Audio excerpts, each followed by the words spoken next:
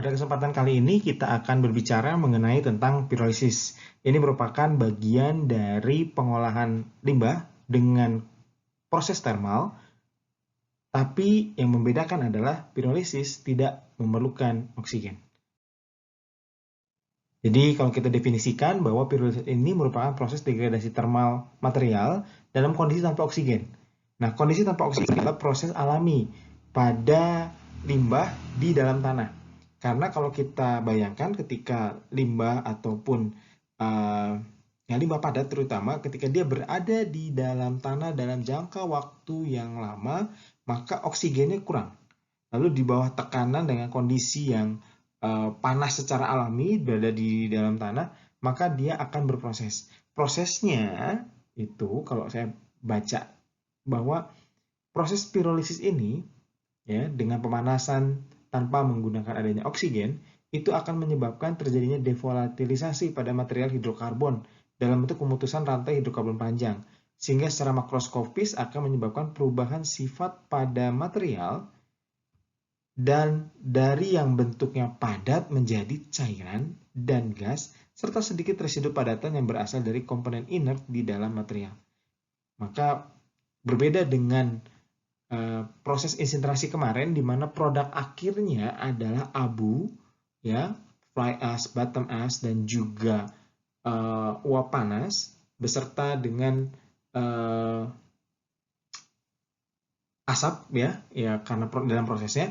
Namun kalau untuk proses pirolisis ini kita akan mendapatkan cairan berbentuk minyak pirolisis, kemudian gas tentunya, dan juga ada residu padatan berbentuk arang.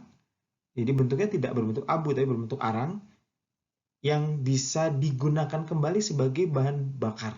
Nah, itu kelebihannya dari proses pirolisis ini. Lalu proses yang berikutnya yang menyebabkan pirolisis ini bisa berjalan adalah adanya temperatur tertentu yang digunakan antara 300 hingga 900 derajat Celcius, di mana umumnya dilakukan pada temperatur 500 sampai dengan 550 derajat Celcius dengan tujuan menghasilkan produk cair. Ya, karena produk cair ini yang memiliki nilai tambah ya berupa minyak pirolisis.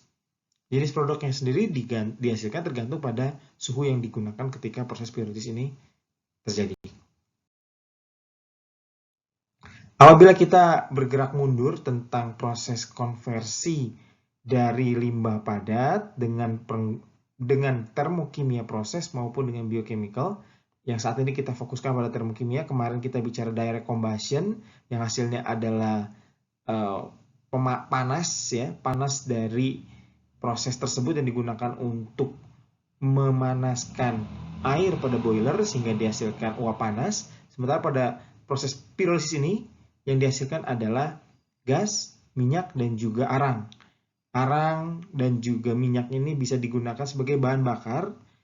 Gasnya juga bisa dijadikan bahan bakar. Jadi ada produk yang bisa dikembalikan untuk menjadi bahan bakar. Ya, bahan bakar ini ke depannya bisa diubah juga menjadi energi.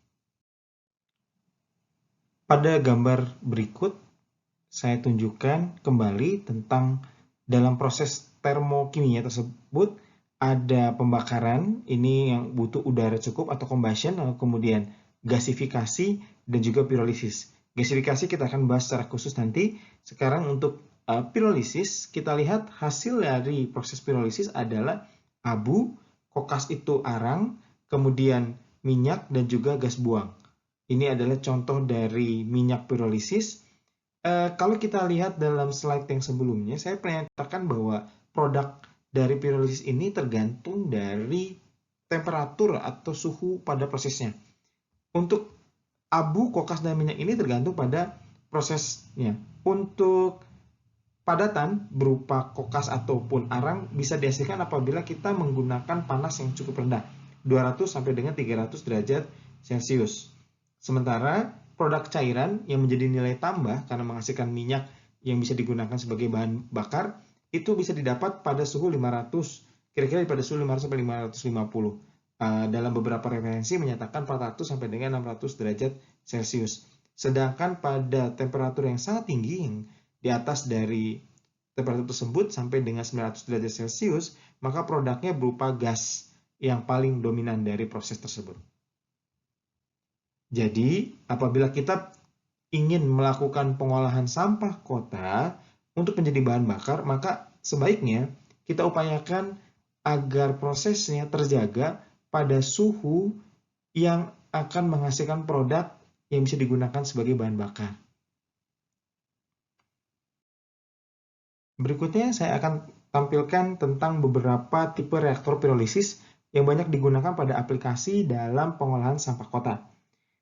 Yang pertama, ini adalah tipe fluidized bed. Ini ada tipe fluidized bed, di mana reaktor ini memiliki kemiripan dengan tipe yang fixed bed. Ya, jadi fixed bed dengan fluidized bed ini memiliki kemiripan. Pada reaktor ini, material hidrokarbon akan diterbangkan oleh gas inert, sehingga menyebabkan material tersebut terfluidisasi di dalam reaktor. Ya, ini gas inert yang akan melakukan proses yang menerbangkan limbah yang masuk. Ya, kita umpankan limbah berupa limbah biomasa, di sini digambarkan, kemudian masuk, kemudian oleh fluidized bed kemudian diterbangkan. Ini ada zona panasnya. Nanti produk yang dihasilkan keluar di bagian atas dari si tangki tersebut. Kemudian tipe yang berikutnya adalah fixed bed. Di dalam reaktor fixed bed ini, material hidrokarbon akan ditempatkan di atas grate dengan kondisi inert. Pada kondisi ini, temperatur reaktor dinaikkan sehingga temperatur yang telah didesain yang kemudian menyebabkan material hidrokarbon tersebut terdevolatilisasi. Material hidrokarbon yang diproduksi dengan teknik ini tidak memerlukan perlakuan khusus sebelumnya. Jadi, kalau kita lihat di sini, ini adalah outputnya, ya. Ini outputnya, kemudian ini pemanas untuk biomasa ataupun limbah yang masuk. Ini kita supply limbahnya. Oke. Kembali ke sini, ini sebenarnya ketika kita bicara tentang bed, maka di sini ada bednya terbuat dari apa? Bednya adalah pasir silika. Ini bednya adalah pasir silika. Selanjutnya adalah tipe rotary kiln. Ya, tipe ini mungkin kalau kita bicara rotary kiln yang paling sering kita dengarkan adalah tentang proses pada industri semen. Gambar yang saya tunjukkan ini adalah gambar uji coba di laboratorium ataupun prototipe yang ada di laboratorium. Untuk modelnya sendiri bisa berbagai macam, namun intinya ketika kita memasukkan limbah, ya, dia akan dilewatkan pada satu kiln yang berputar. Pada satu kiln yang berputar, yang akan mengatur laju aliran dari material yang selama proses pirolisis terjadi dalam sistem ini. Selanjutnya adalah tipe tubular. Ya, tipe tubular reaktor ini wujudnya adalah silinder, di mana material di dalamnya akan bergerak dengan berbagai macam cara mekanis. Contoh yang saya tunjukkan di sini adalah contoh untuk reaktor tubular screw conveyor. Reaktor tubular untuk screw conveyor. Material hidrokarbon diletakkan dalam silinder reaktor. Ya, ini kita lihat sini limbahnya, ya. Nanti akan masuk ke sini. Kemudian pada proses ini reaktor silinder ini akan bergerak sesuai dengan arahan dari ulir. Ya, ini ulirnya, skrunya yang berputar di dalam silinder tersebut. Lama prosesnya ditentukan oleh putaran dari si ulir tersebut. Reaktor ini mampu berlangsung secara kontinu dengan sistem yang sederhana. Jadi ini termasuk sistem yang sederhana dalam prosesnya.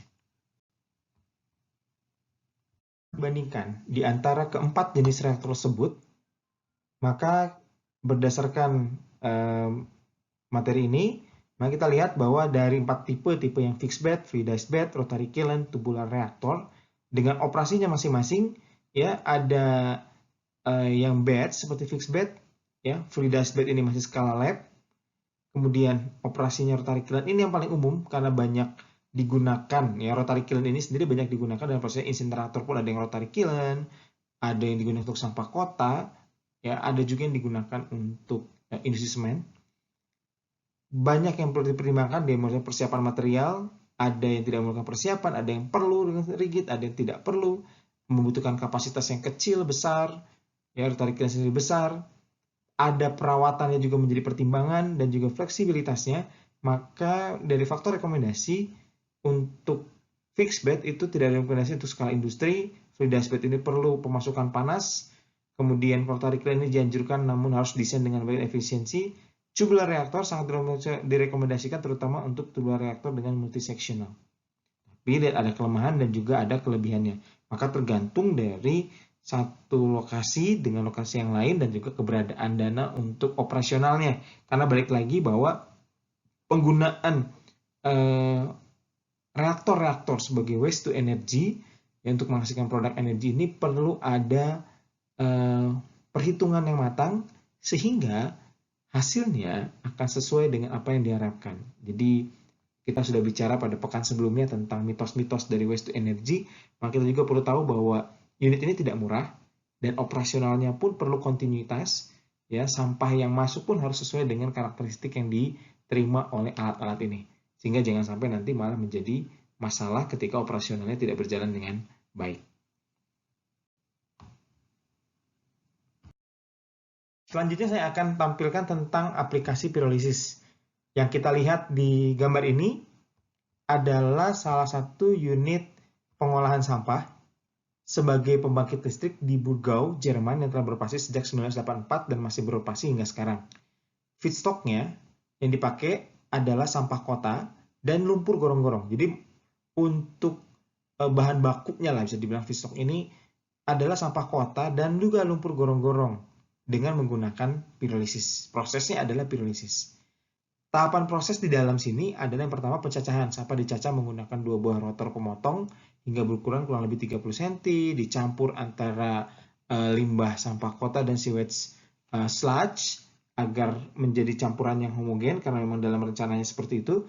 Kemudian dibawa ke rotary kiln, jadi menggunakan model rotary kiln ya, pemanas rotary kiln yang panjangnya 20 meter dengan diameter dalamnya 2,2 meter, kapasitasnya adalah 2 kali 3 ton sampah per jam, berlangsung dengan temperatur 500 derajat, berarti kita bisa menebak bahwa hasilnya yang diharapkan apa?